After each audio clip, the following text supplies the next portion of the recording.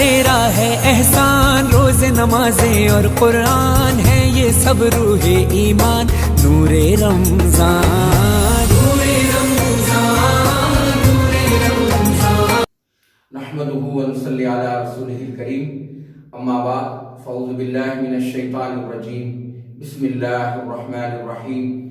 یا ایھا الذین آمنوا کتب علیکم الصیام کما کتب علی الذین من قبلکم لعلکم تتقون، صدق اللہ العظیم۔ وقال النبی صلی اللہ علیہ وسلم من صام رمضان ایمانا واحتسابا غفر له ما تقدم من ذنبه ومن قام رمضان ایمانا واحتسابا غفر له ما تقدم من ذنبه۔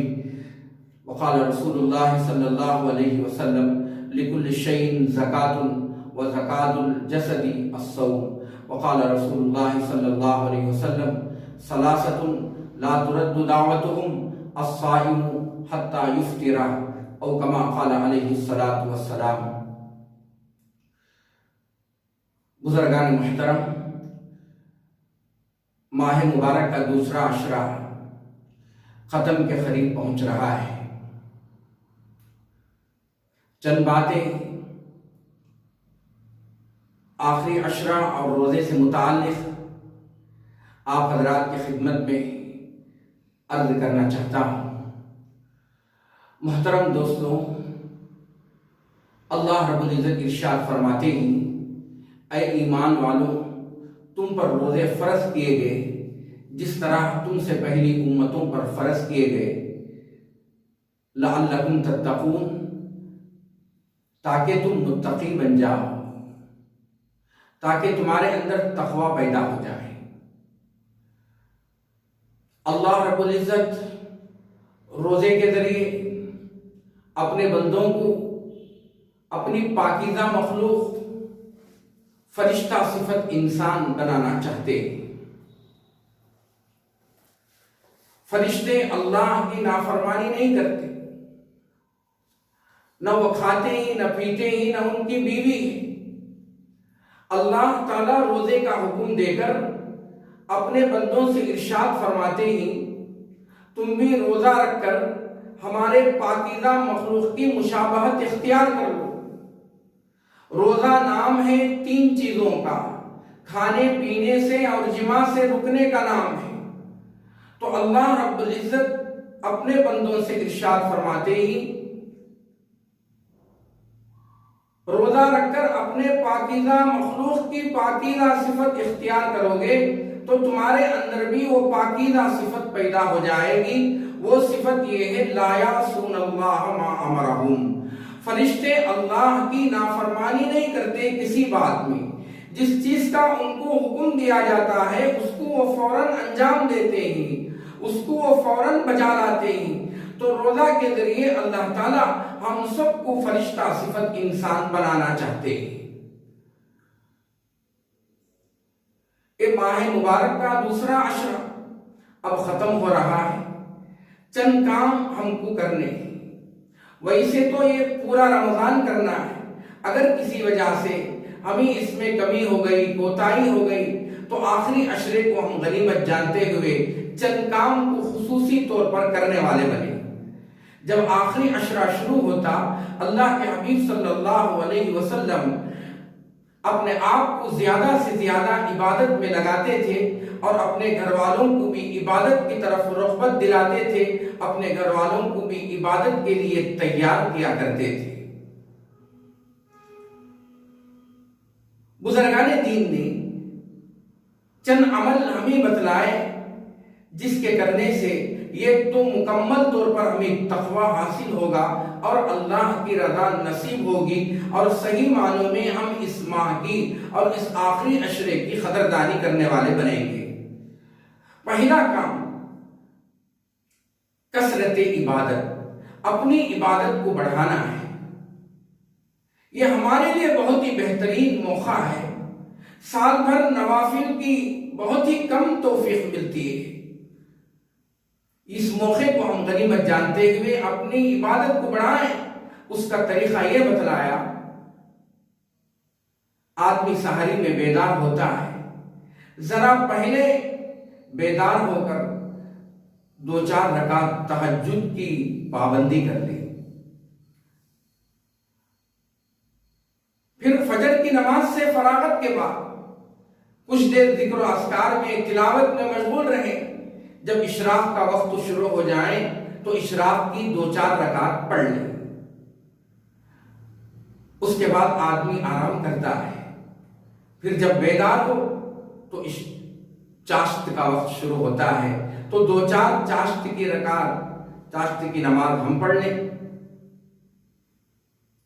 پھر ظہر کی بعد، ظہر کی سنت سے فراغت کے بعد 2-4 رکعت نفل، پھر عصر سے کچھ دیر پہلے 2-4 رکعت نفل، پھر مغرب کی سنت سے فراغت کے بعد 6 رکعت عوابی، پھر عشاء سے کچھ دیر پہلے 2-4 رکعت نفل۔ یہ چند ایسے اعمال ہیں بندہ اس کے ذریعے سے اللہ کا قرب حاصل کرتا ہے۔ نماز ایک ایسی عبادت ہے جس کے ذریعے سے بندے کا تعلق اللہ سے مضبوط ہو جاتا ہے۔ حدیث میں آتا ہے، اللہ کے رسول صلی اللہ علیہ وسلم ارشاد فرماتے ہیں، اقرب ما یکون العبد من ربہ وهو ساجد، بندہ اپنے رب کے سب سے زیادہ قریب سجدے کی حالت میں ہوتا ہے، تو پہلا کام عبادت کو بڑھانا ہے۔ دوسرا عمل کثرت تلاوت کی کثرت کرنی ہے۔ خود اللہ کے حبیب صلی اللہ علیہ وسلم رمضان میں حضرت جبرائیل علیہ السلام کے ساتھ قرآن شریف کا دورہ کیا کرتے تھے، اور ہمارے جتنے اکابر گزرے ہیں ہر ایک کی زندگی پر ہم غور کرتے ہیں تو ان کا جو معمول ہے رمضان میں بدل جاتا تھا، کثرت سے تلاوت میں مشغول ہو جاتے تھے۔ امام اعظم رحمۃ اللہ علیہ کے بارے میں آتا ہے، آپ کا صبح اور شام قرآن کریم کی تلاوت میں گزرتا تھا۔ تیسرا عمل استغفار کی کثرت کرنی ہے۔ حدیث میں آتا ہے، حدیث مشہور ہے، اللہ کے حبیب صلی اللہ علیہ وسلم منبر کے پہلے سینے پر چڑھے تو آپ نے آمین کہی، صحابہ کے پوچھنے پر آپ نے ارشاد فرمایا، جبرائیل علیہ السلام تشریف لائے، آپ نے فرمایا، ہلاک ہو جی وہ شخص جس نے رمضان کا مہینہ پایا پھر بھی اس کی مغفرت نہیں ہوئی۔ میں نے کہا آمین۔ تو دوستو بزرگوں، جبرائیل کی دعا اور اللہ کے رسول کی آمین اس کے قبول ہونے میں کتنی دیری ہے، اس کے لیے ہمیں چاہیے کثرت سے استغفار کرنی ہے۔ چوتھا عمل یہ ہے دعاؤں کا اہتمام کرنا۔ حدیث میں آتا ہے، آپ علیہ السلام نے ارشاد فرمایا، 3 آدمی ایسے ہیں جن کی دعا رد نہیں کی جاتی، اس میں سے ایک وہ آدمی ہے جو افطار کے وقت وہ روزے دار اللہ سے دعا کرتا ہے، اللہ تعالیٰ اس کی دعاؤں کو قبول فرماتے ہیں۔ دوستوں، بہت ہی نازک حالت پر ہم گزر رہے ہیں، ایسے موقع پر اپنے لیے، متعلقین کے لیے، رشتہ دار، دوست احباب کے لیے، ملک و ملت کے لیے دعائیں کرنی ہے تاکہ اللہ تعالیٰ آزمائشوں سے ہماری حفاظت فرمائے۔ جن آزمائشوں پر ہم گزر رہے ہیں جلد از جلد اس سے اللہ تعالیٰ ہم سب کو چھٹکارا نصیب فرمائے۔ 5واں عمل یہ کرنا ہے، لوگ عمومی طور پر جب دوسرا عشرہ ختم ہو جائیں تو دعوتوں کا اہتمام کرتے ہیں۔ دوستوں بزرگوں، فرمایا روزے کی حالت میں، روزے کے ایام میں کھانا پینا اللہ کے حبیب صلی اللہ علیہ وسلم نے کم کرنے کی تعلیم دی، آدمی زیادہ نہ کھائیں۔ اسی لیے حضرت زکریا صاحب رحمۃ اللہ علیہ فرماتے ہیں، ہماری حالت یہ ہے افطار میں تلافی مافات، صبح تا شام ہم بھوکے رہتے ہیں، اس کی تلافی میں ہم جی بھر کر کھاتے ہیں۔ پھر سحری میں ہوتا کیا ہے، حفظ ما تقدم کے طور پر آدمی زیادہ کھاتا ہے۔ اللہ کے حبیب صلی اللہ علیہ وسلم نے عام دنوں میں زیادہ کھانے سے منع فرمایا، لیکن ہوتا یہ ہے کہ ہم روزے کے ایام میں، رمضان میں غیر رمضان سے زیادہ کھانا پینا شروع ہو جاتا ہے، دعوتیں ہونے لگتی ہیں۔ اس سے بزرگان دین نے منع فرمایا، آدمی تقلیل طعام، کھانا پینا کم کرے تاکہ جو روحانیت ہے روزے کی اس کو ہم مکمل طور پر حاصل کرنے والے بن جائیں۔ 6واں عمل یہ ہے اپنے آپ کو گناہوں سے بچانا ہے، ورنہ دوستوں بزرگوں دیکھتے ہی دیکھتے یہ چند ایام بھی گزر جائیں گے۔ حدیث میں آتا ہے، روزہ رکھتے ہوئے ہم نے گناہوں کو نہیں چھوڑا، اللہ رب العزت کو ہمارا بھوکا اور پیاسا رہنے کی کوئی ضرورت نہیں ہے۔ آپ علیہ السلام نے ارشاد فرمایا، من لم یدع قول الزور والعمل به فليس لله حاجة أن يدع طعامه وشرابه. آپ علیہ السلام نے ارشاد فرمایا جو شخص روزہ رکھتے ہوئے بد کلامی کو نہیں چھوڑتا ہے، گناہ کو نہیں چھوڑتا ہے، آپ علیہ السلام نے ارشاد فرمایا ایسے آدمی کا روزہ اللہ کو پسند نہیں ہے، ایسے آدمی کا بھوکا پیاسا رہنا اللہ کو پسند نہیں ہے.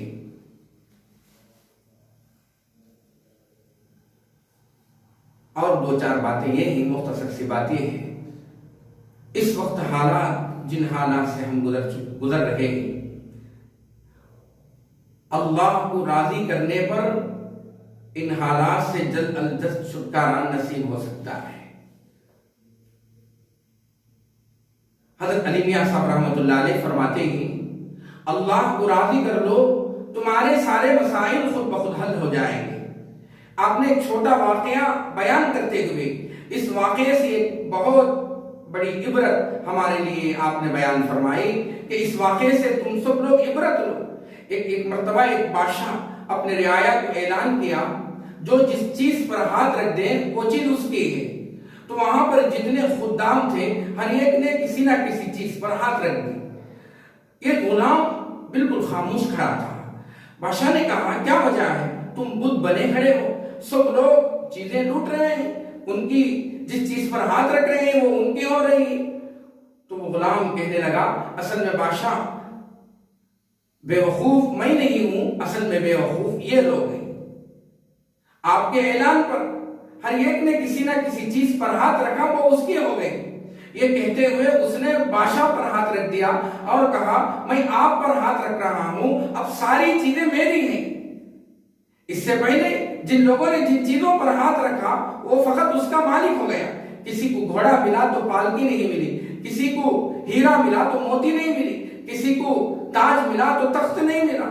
میں نے آپ پر ہاتھ رکھ دیا، اب مجھے ساری چیزیں مل گئی، میں ساری چیز کا مالک ہو گیا، ساری چیزوں کا مالک ہو گیا. اس واقعے کے ذریعے علی میاں صاحب رحمۃ اللہ علیہ فرماتے ہیں لوگوں جن حالات سے تم دو چار ہو رہے ہیں بس اللہ کو راضی کر لو.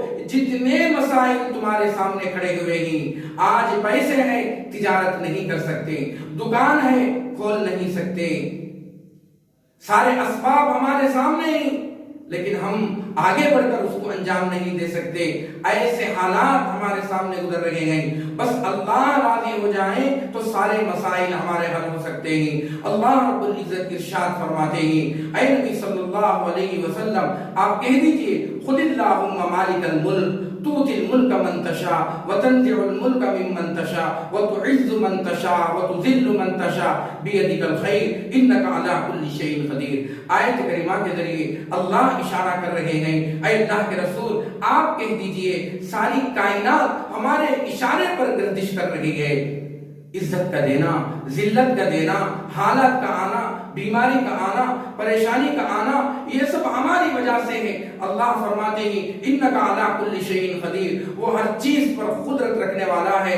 اللہ فرماتے ہیں ہماری رضامندی کو حاصل کر لو، ہماری خوشنودی حاصل کر لو، سارے مسائل حل ہو جائیں گے. جس طرح سے بادشاہ مل گیا تو سب چیز مل گئی، اسی طرح اللہ مل گیا تو سارے مسائل ہمارے حل ہو جائیں گے. آگے حضرت علی میاں صاحب رحمۃ اللہ علیہ فرماتے ہیں ایک زمانہ ماضی میں حیدرآباد شہر دکن بزرگوں کا شہر تھا. وہاں پر ایک اللہ والے بزرگ تھے جن کا نام مسکین شاہ تھا.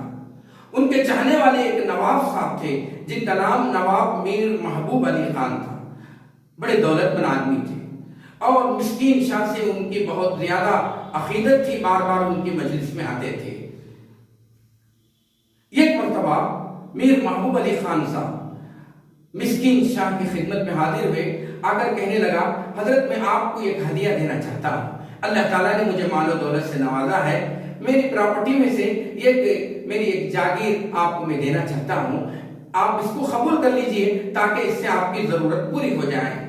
تو مسکین شاہ رحمۃ اللہ علیہ نے اس کاغذ کے پرزے کو دیکھا، دیکھ کر کہنے لگے دیکھو مجھے آپ کی جاگیر کی کوئی ضرورت نہیں ہے، میں آپ کا ہدیہ قبول کرنے کے لیے تیار نہیں ہوں، اس لیے کہ اللہ تعالیٰ نے مجھے اتنی دولت عطا فرمائی، میری دولت وہاں سے ہے جہاں سے سورج طلوع ہوتا ہے اور وہاں تک ہے جہاں سورج غروب ہوتا ہے.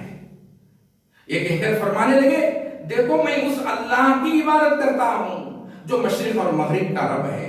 اللہ کی اس اطاعت کی وجہ سے ایسا ہے گویا ساری چیزوں پر میری حکومت ہے. اب وہاں سے میری ضرورتیں پوری ہو رہی ہیں. اگر تم اس سے زیادہ دینا چاہتے ہو تو دو، میں لینے کے لیے تیار ہوں. تو محترم دوستوں بزرگوں، اس واقعے کے ذریعے پتا چلتا ہے جب اللہ رب العزت ہم سے راضی ہو جائیں، ساری دنیا ہماری اطاعت کرے گی. دشمنان اسلام ہزار ہمارا بگاڑنا چاہے، ہزار ہماری خلاف ورزی کرے، ہمارے لیے سازشیں کرے، اللہ رب العزت ان کی مکر ان کی عیاری میں ان کو اللہ ناکام کریں گے.